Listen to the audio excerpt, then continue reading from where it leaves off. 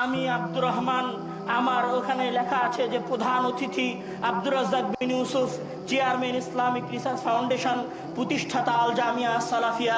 আপনি বিশ্বাস করুন, আপনি বিশ্বাস করুন, ওই কিয়ামতের দিন শায়েখ আব্দুর রাজ্জাক বিন ইউসুফ থেকে নিয়ে শুরু করে, শায়েখ মতিউর রহমান মাদানী থেকে নিয়ে শুরু করে, ইমাম নাসিরউদ্দিন আলবানী রাহিমাহুল্লাহ থেকে নিয়ে শুরু করে, ইমাম আহমদ ইবনে হাম্বল রাহিমাহুল্লাহ থেকে নিয়ে শুরু করে, ডোনাল্ড ট্রাম্প থেকে নিয়ে শুরু করে, বারাক ওবামা থেকে নিয়ে শুরু করে, ফেরাউন থেকে শুরু করে প্রত্যেক মানুষ কিয়ামতের দিন হাজির হবে আবদান, শুধুমাত্র গোলাম এবং দাস হিসেবে। কারো আলাদা কোনো পরিচয় থাকবে না।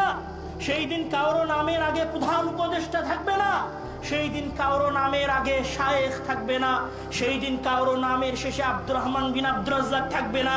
সেই দিন সকলের পরিচয় হবে দাস। লাকাদ আহসাহুম ওয়া আ'আদ্দাহুম আ'আদ্দা। আর আমি তাদের সকলকে একটা একটা করে গুনবো।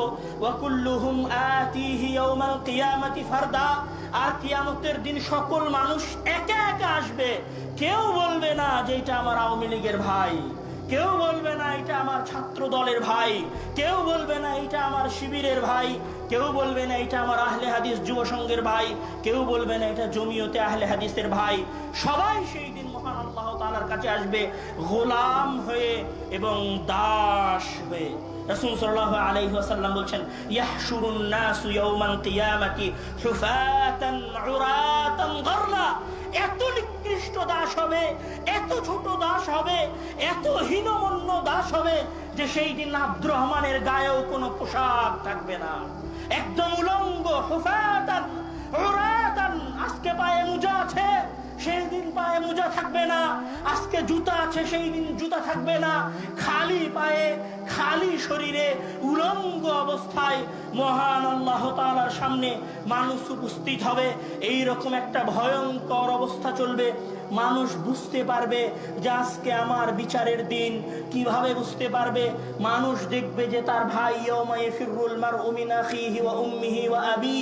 মানুষ দেখবে যে তার ভাই তাকে ছেড়ে পালিয়ে যাচ্ছে, তার বোন তাকে ছেড়ে পালিয়ে যাচ্ছে, তার মা তাকে দেখে পালিয়ে যাচ্ছে, তার বাবা তাকে দেখে পালিয়ে যাচ্ছে।